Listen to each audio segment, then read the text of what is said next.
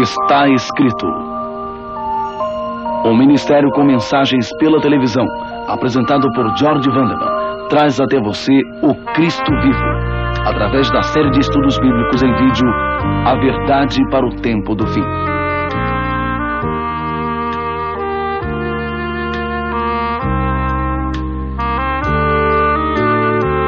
Estudo de hoje, o milagre do novo nascimento. Olá, amigo. Está pronto para a nossa lição em vídeo hoje sobre o milagre do novo nascimento? Há uma história sobre um soldado em uma trincheira. Era jovem e estava assustado. Seu corpo se confundia com terra. Mesmo assim, ele se sentia vulnerável. Em sua mão havia um rosário que alguém havia lhe dado. Ele não sabia ao certo para que servia. Foi quando um padre se aproximou querendo ajudar. O rapaz olhou para cima e fez uma pergunta que lhe parecia mais importante. Como se faz essa coisa funcionar? Sim, por todo este planeta, homens e mulheres assustados, presos na trilha do futuro que mal conseguem entender ou sequer fugir, voltam os seus olhos para o céu. Em suas mãos têm algo chamado cristianismo, o qual não sabem ao certo do que se trata.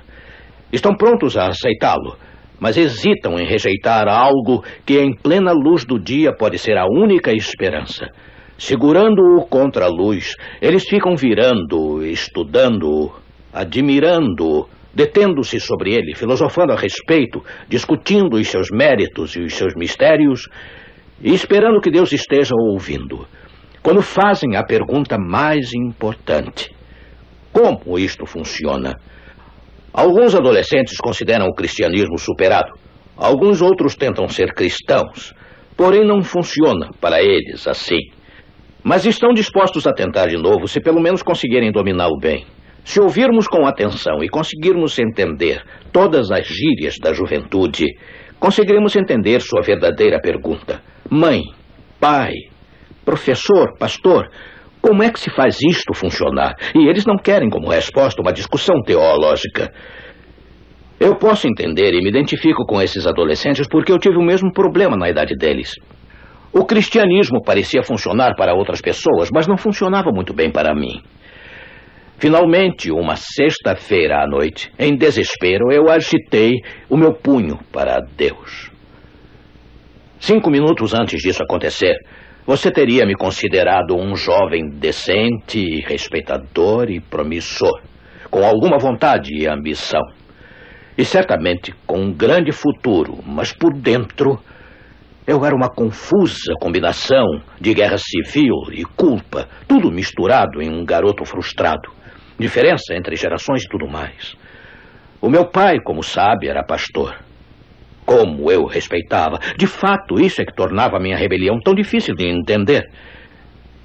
Meu pai entendia as pessoas, ele as ajudava, ele as queria para o Senhor Jesus Cristo. E eu observava, ouvia, ficava muito impressionado. Aprendi antes da adolescência que os sermões não vêm de disciplina mental e nem de cursos em seminários, por mais essenciais que eles sejam, mas vêm da vida. Não havia o menor sinal de falsidade no modo do meu pai dirigir a família, nem mesmo na igreja dele, até onde eu me lembro. Esse é um problema que eu não tinha. Em vez de ser afastado da religião por pessoas que não a viviam, eu era constantemente atraído de volta a ela pela demonstração do poder de Deus em mudar vidas. Atraído de volta, eu disse, pois eu tentava desesperadamente fugir. Sabe, eu tinha essa mania por liberdade. Se você pensa que isso se originou dos anos 60, está enganado. Assim como os jovens de hoje, eu não queria que me restringissem. Eu não queria que me dessem ordens. Eu não queria que me reprimissem. Eu queria fazer minhas próprias regras. Eu era filho de pastor. Estava sendo vigiado. Eu não queria ser vigiado. E havia mais que isso dentro da minha cabeça irrequieta. Bem lá no íntimo, havia aquele pensamento de que algum dia Deus me chamaria para ser pastor. A ideia me chocava e me surpreendia, mas surpreendia mais ainda aqueles que me conheciam. Mas minha juventude não permitia que eu encarasse aquilo como profissão. Por isso seria prudente, eu pensei, já ir cuidando do meu futuro com segurança, preparando-me para ser engenheiro civil. Eu não tinha certeza de que queria ser engenheiro civil. Eu apenas não queria ser pastor. Eu tinha uma leve suspeita de que aquilo que eu estava combatendo era justamente o que eu queria. Eu estava confuso e sem querer admitir às pessoas, muito menos a mim mesmo. Sabe, eu tremo em pensar do que escapei por pouco. Oh, não, eu não tive problemas com a lei. Não houve nada em minha conduta que revoltasse a sociedade e nem que embaraçasse a minha família. Nenhum escândalo para esconder. A conversão, eu sei agora, é mais fácil para a pessoa cujos pecados são o que a Bíblia chama de escarlate. Tal pessoa tem a voz de Deus em completo silêncio em seu coração. Ele sabe onde pisa. Ele sabe que precisa de Deus. Eu não sabia. Eu estava preso por algo pior. Os meus pecados eram respeitáveis. Eu estava perdido na igreja. Não deixe ninguém lhe dizer que isso não pode acontecer, porque pode. Por favor, acredite em mim. É totalmente possível aceitar essa teoria. Ficar satisfeito com uma religião formal e continuar perdido. Perdido na igreja. Eu estava fazendo as coisas certas que as pessoas devem fazer, mas pelas razões erradas. Mas estava arrasado com isso. Oh, eu ia à igreja e ouvia os sermões e ficava preocupado. Eu lia os jornais e via eventos, seguindo as predições bíblicas como se fosse um mapa, e eu ficava perturbado. Mas quando eu enfrentava as minhas fraquezas naturais, e às vezes eu queria atacá-las, eu ficava completamente impotente. Esse era o grande problema. A religião, pelo menos na minha experiência, parecia ser muito fraca no que se refere ao como. De que serve uma religião que não funciona? Bem, eu me senti tão cansado, frustrado e derrotado que tentei fugir de Deus. Mas Deus estava ali mesmo e isso me deixava desconfortável. Eu não o queria tão perto. Finalmente eu não pude mais suportar. Foi numa sexta-noite. Eu estava assistindo a um culto no qual o meu pai pregava. Lá estava ele, o meu ideal em matéria de pastor, o meu ideal de pessoa. Ele estava falando, é claro, para toda a congregação. Não a mim em particular, claro, mas cada palavra que ele dizia cortava como uma faca. Levantei-me e saí daquela reunião. Jamais esquecerei aqueles momentos. Pois naquela calma noite de verão, olhando acima das árvores para o céu do próprio Deus, eu agitei o punho para o céu e disse: Santo Espírito, deixe-me e nunca mais volte. Oh, graças a Deus que aquela oração não foi atendida. Muitas vezes não desejamos aquilo que dizemos, especialmente quando não estamos convencidos. Deus sabia que o verdadeiro clamor do meu coração era justo o oposto do que eu tinha dito. Ele sabia que o que eu queria realmente era que seu Santo Espírito jamais me deixasse. Mas, ao dizer aquelas terríveis palavras, o choque de tê-las dito provocou algo em mim. Foi aquela experiência que mudou a minha vida. Fiquei determinado a descobrir como o cristianismo funciona e por que não funcionava comigo. Eu já havia descoberto que não existe felicidade em partir para um outro país, como fez o filho pródigo. Pois Deus colocou no peito de cada um algo que não os deixa sentirem-se bem quando estão agindo errado. Algo que surge a todo momento na estrada dizendo: não é este o caminho. Eu já sabia muito bem que tentar sozinho não é a solução. Os amigos lhe dirão para tentar com vontade, mas para mim não deu certo, nem vai dar para você. Algo mais, algo muito essencial é necessário. Você pode tentar até se esgotar, você pode tentar até desfalecer, mas a sua fraqueza continuará zombando de você. O que você precisa é uma força dentro e fora de você. Somente o poder de Deus pode mudar e transformar você. Você descobrirá, como eu descobri, que a única maneira de se entrar no reino do céu é nascendo dentro dele, através de um milagre. Lembra-se de Nicodemos. Nicodemos, quando veio até Jesus de noite, não estava esperando um milagre. Não estava procurando a razão do cristianismo. Ele pensou que estava fazendo tudo certo. Afinal, ele era membro do Sinédrio, o conselho que regia os judeus. Ele desconhecia qualquer necessidade em particular, mas foi atraído pela simplicidade, pela lógica e novidade dos ensinamentos de Jesus. Ele contava com uma estimulante discussão de questões teológicas. Mas Jesus, desde o início, colocou o dedo na verdadeira necessidade do seu visitante. Vamos ler. Jesus respondeu e disse-lhe: Na verdade te digo que aquele que não nascer de novo não pode ver o reino de Deus. E disse-lhe Nicodemos: Como? Como pode um homem nascer de novo? Jesus enfatizou quão necessário é o novo nascimento, mas Jesus disse como isso acontece? Não disse. Por que não? Versículos 7 e 8. Não te maravilhes, não se surpreenda. Não te maravilhes de te ter dito: necessário vos é nascer de novo. O vento assopra onde quer e ouves a sua voz, mas não sabes de onde vem nem para onde vai. Assim é todo aquele que é nascido do Espírito. O novo nascimento é igual ao vento. Jesus disse que não podemos vê-lo, mas seus resultados são bem evidentes. Um escritor, num rasgo de inspiração, descreveu isto da seguinte forma: ninguém vê a mão que levanta o seu fardo ou observa a luz que desce lá do alto. As bênçãos vêm quando, pela fé, a alma se rende a si mesma a Deus. Aí, esse poder que nenhum olho humano pode ver cria um novo ser à imagem de Deus. O novo nascimento é algo que não podemos conseguir por nós mesmos. Vamos ler aqui mesmo na Bíblia. João 1, 12 e 13. Mas a todos quantos o receberam, deu-lhes o poder de serem feitos filhos de Deus. Aos que creem no seu nome, os quais não nasceram do sangue, nem da vontade da carne, vê? Nem da vontade do varão, mas de Deus. Não são dois pais que planejam esse novo nascimento. O nascer de novo não é algo que vem através da força ou através do planejamento.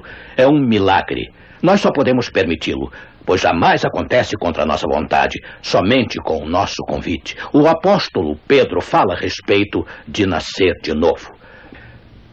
Pedro disse: sendo de novo gerados, não de semente corruptível, mas da incorruptível, pela palavra de Deus. Vê?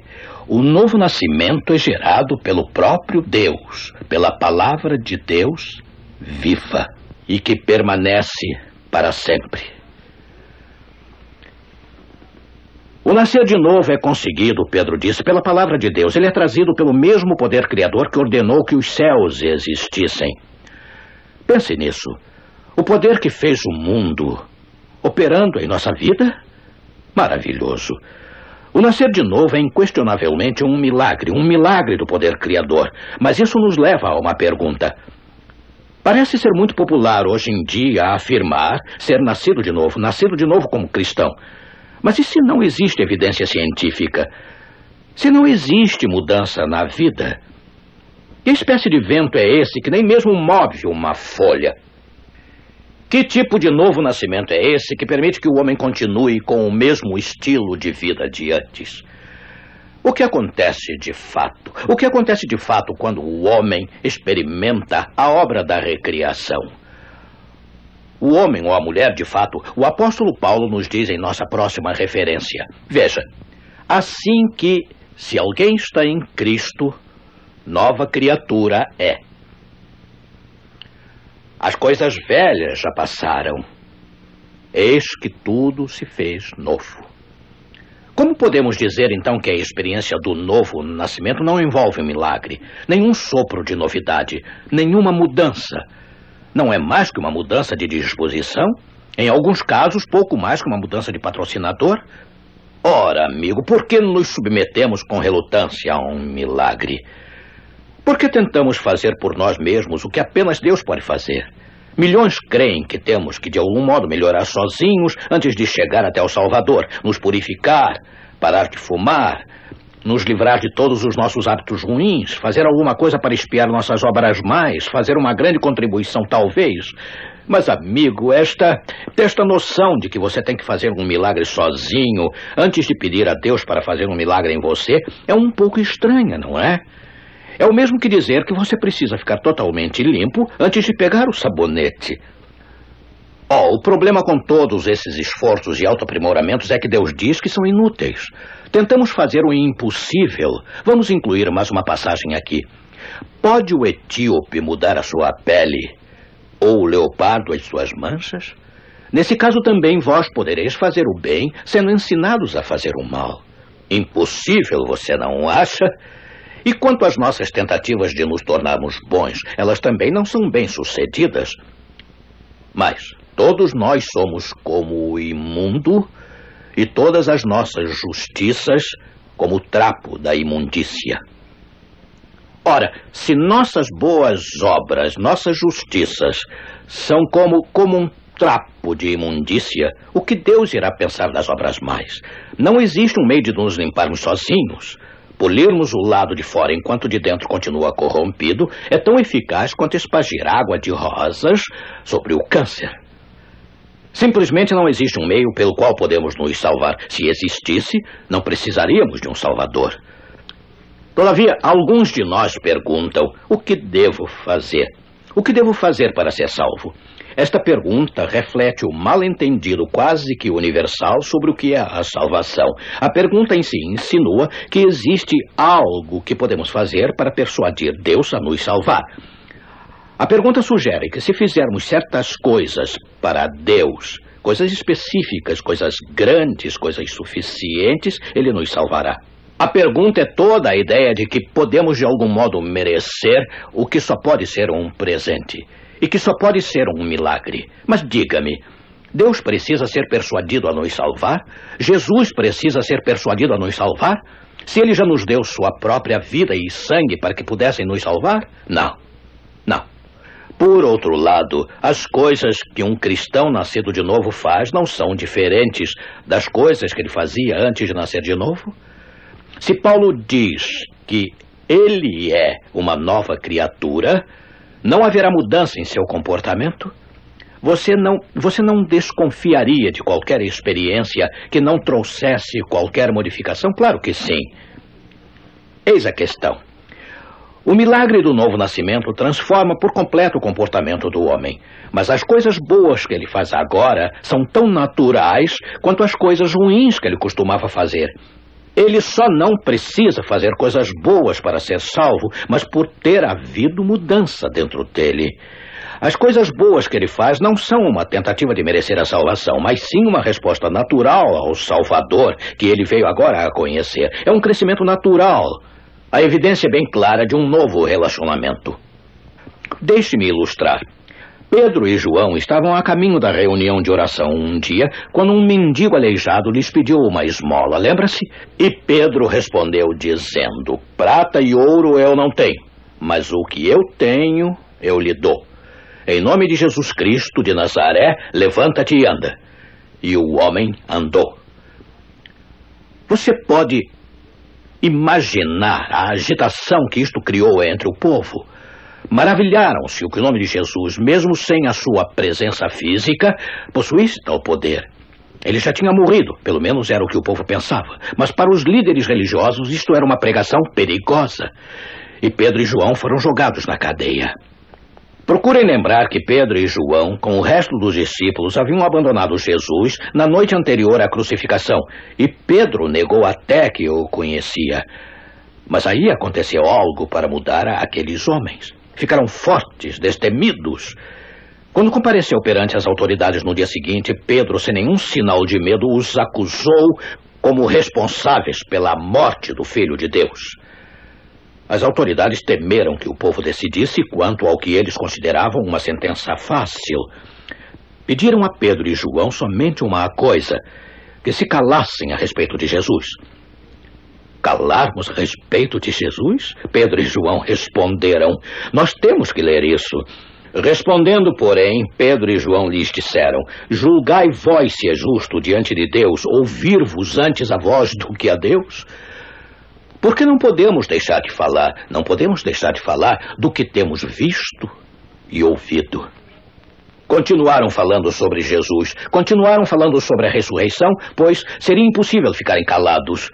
Não conseguiam deixar de falar sobre ele. Só podemos concluir que foi muito natural eles serem corajosos, como também tinha sido natural terem sido covardes. Quando esses homens responderam no sinédrio de modo tão valente, não houve orgulho, não houve vaidade da parte deles que gerasse coragem, nem nada desse tipo. Não agitaram os punhos, nem cerraram os dentes para ajudá-los a dizer a coisa certa. Eles haviam experimentado um milagre. Eles tinham nascido de novo. E agora só estavam fazendo o que era natural. Isso não é encorajador? Mas como ocorre tal mudança? Como pode uma pessoa nascer de novo? Como é que ocorre uma verdadeira conversão? Como eu disse, não pode ser explicado. É um milagre que ocorre dentro de nós, mas sempre com nossa permissão. Deus não nos captura, nem nos força em nos possuir, nem nos programa como se fôssemos robôs. Em vez disso, Deus chama, convida, e nós respondemos. Não há duas conversões exatamente iguais. Há semelhanças, é claro, mas estes são os resultados em toda conversão genuína. Ao olhar para Jesus, existe crença e existe fé, com disposição para operar. Adoração e louvor. Existe oração onde não existia oração antes.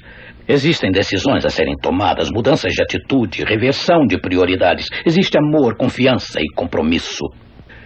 Existe culpa e tristeza pelo pecado e arrependimento. O que significa dar meia volta? Existe confissão, perdão. Às vezes, coisas a serem corrigidas para com os outros. Existe a rendição sem reservas ao Salvador. Existe uma nova vida, nova natureza, novo estilo de vida. E existe um relacionamento incrivelmente feliz com o Senhor Jesus Cristo, um relacionamento com possibilidades ilimitadas.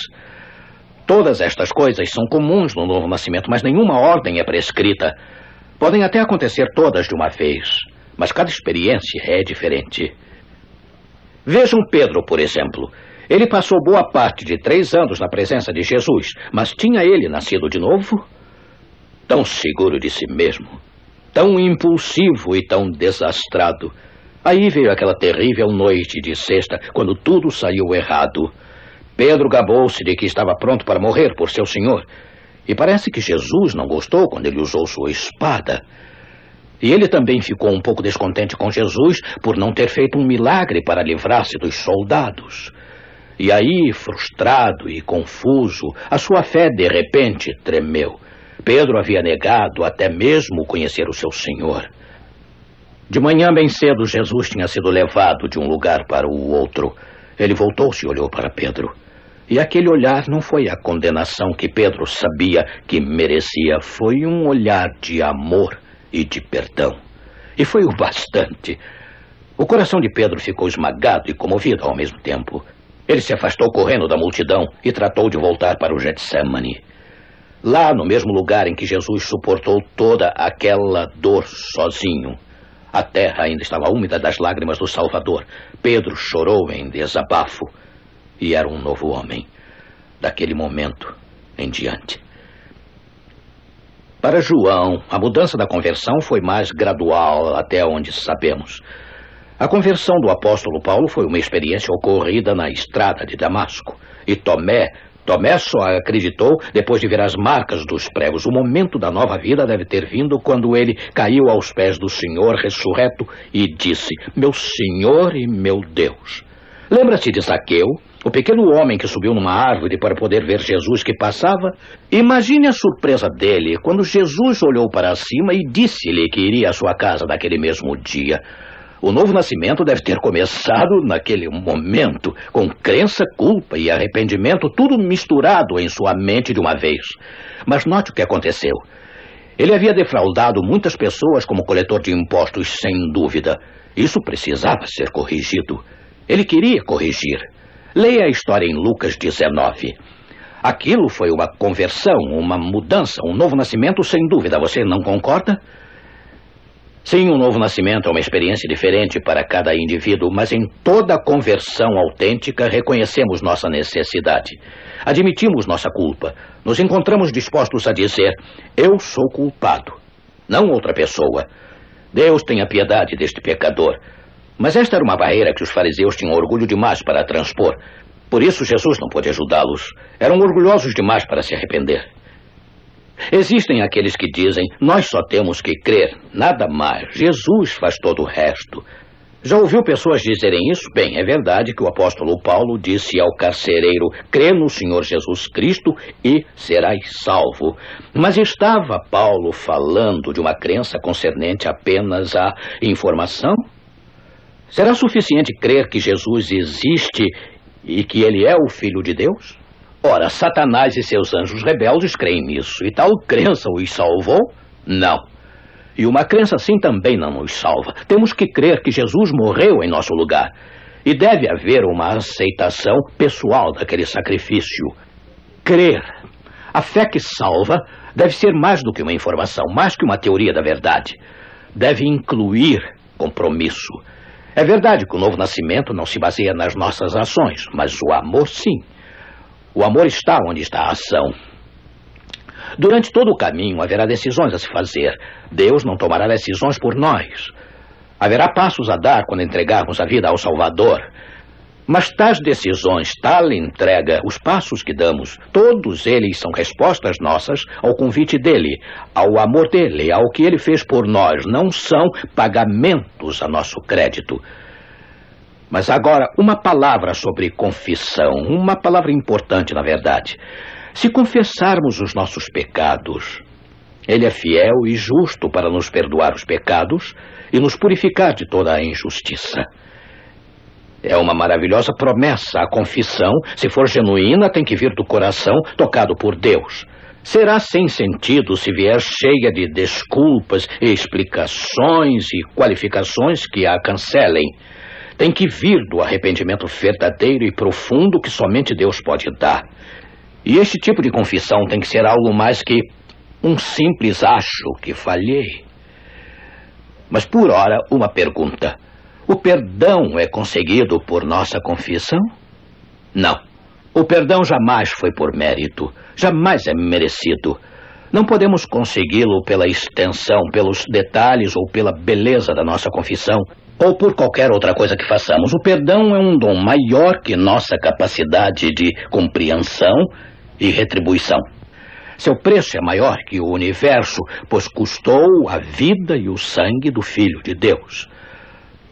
Talvez exista alguém dizendo: Pastor Vanderman, não há esperança para mim.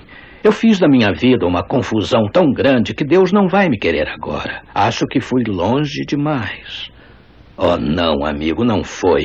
Não se você quiser voltar. Lembre-se daquelas palavras de encorajamento. Aquele que vier a mim, eu não o lançarei fora. Até mesmo os piores pecadores não estão fora do alcance do perdão. Ouça o que Deus disse ao profeta Isaías. Esta é a última, mas muito importante. Na verdade, uma das passagens mais importantes do estudo. Vinde então e arguí-me, diz o Senhor. Ainda que os vossos pecados sejam como a escarlata, eles se tornarão brancos como a neve. Que promessa incrível! E continuando com a leitura. Ainda que sejam vermelhos como o carmesim, se tornarão como a branca lã. Você ainda acha que Deus não perdoará você, que você foi longe demais? Eu espero que não. Não depois de palavras como estas. Quem quer que você seja, onde quer que esteja, o que quer que tenha feito, sua culpa pode ser curada. Não importa quanto tempo ela o venha perseguindo, torturando e esmagando, você pode levá-la ao Salvador agora mesmo e sair de lá sem ela. Você pode sair limpo. E quanto tempo isso leva? Quanto tempo leva para se tornar cristão? Quanto tempo leva para nascer de novo? Somente o tempo que leva para decidir. O Dr. Paul Tournier, o famoso psiquiatra suíço, ficou órfão muito cedo em sua vida. Na época de estudante, ele admirava muito um professor grego que se tornou seu amigo. O professor não era um homem religioso, mas era um bom homem. Muitos anos depois, o Dr. Tournier, depois de se tornar cristão, completou o seu primeiro manuscrito de um livro sobre a vida cristã. E ele quis que alguém o lesse de modo crítico. Assim ele lembrou do seu velho professor. Bem, a visão do velho professor já não era tão boa quanto antes, e ele pediu ao seu antigo aluno que lesse o primeiro capítulo em voz alta. Quando terminou, o Dr. Tournier ergueu a cabeça para ouvir alguma crítica. O velho professor disse: Paul, continue. Ele leu mais um capítulo. Paul, continue. Ele leu o terceiro capítulo. Aí o professor disse suavemente: Paul, precisamos orar juntos. Bem, começaram a orar, mas o Dr. Tournier mal podia disfarçar a sua surpresa ante aquela reação inesperada. Quando terminaram de orar, Paul exclamou: Eu não sabia que o senhor era cristão. Oh, sim, eu sou. Mas quando o senhor se tornou cristão? Neste momento. Neste momento, amigo. É o tempo que demora. Vou pedir aos arautos do rei para cantarem um lindíssimo hino. É um dos preferidos deles e um dos meus também. E intitula-se O Primeiro Milagre é Confiar. Talvez apreciemos porque sabemos o que ocorre quando Jesus toca em nós. Eu jamais me canso de ouvir este hino. Ouçam, portanto. Se pensarmos que nós somos a imagem de Deus e que o Espírito de Deus habita em nós, se lembrarmos quão imenso e quão santo é Deus, se sentirmos como é bom ouvir sua voz, vamos logo perceber que não importa jamais se bem longe nós estamos de Jesus. Nós teremos um descanso e fluiremos a paz se apenas caminharmos para a luz. Quem vem a mim, disse um dia o Mestre Jesus, de modo algum o desprezarei, pois nos aceita do jeito que somos e nos transforma em filhos diletos de um rei. Mas se você quer ver hoje um milagre aqui,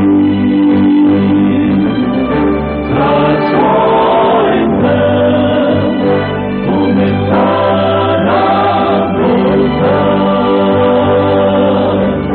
Talvez jamais tal milagre aconteça, pois saiba que o primeiro milagre é confiar. Se o amor de Deus expresso por seu Filho Jesus impressiona e toca o nosso coração, se a paz que tudo excede então começa a crescer, nos invade e enche a vida de emoção, é exatamente aí que o milagre maior tem lugar e o homem pode renascer. Tal momento incomparável todos podem sentir, é a experiência áurea do viver.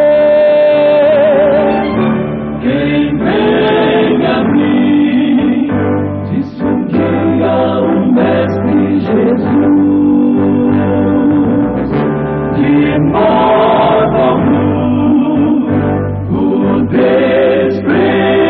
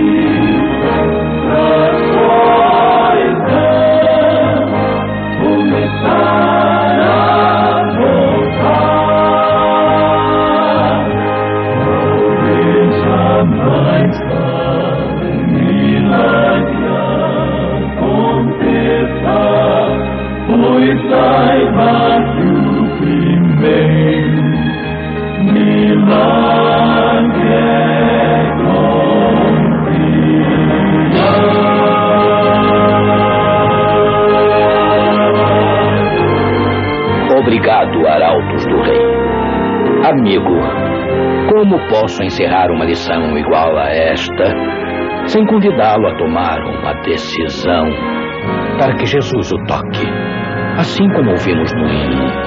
Foi sobre isto que conversamos, e ao falarmos a esse respeito, espero despertar uma reação em seu coração e em sua mente para que ele busque uma resposta.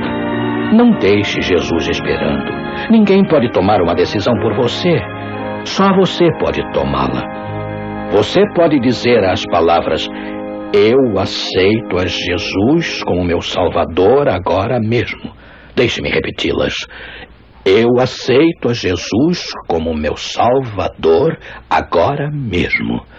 Diga ao Senhor que você quer um novo nascimento, uma mudança, uma transformação. Diga que você o quer como seu Salvador. Eu peço que você tome esta decisão agora mesmo, pois este é o tempo que precisa. Vamos orar. Neste momento, querido Deus, estas são palavras encorajadoras. Neste momento, nada de deixar para depois.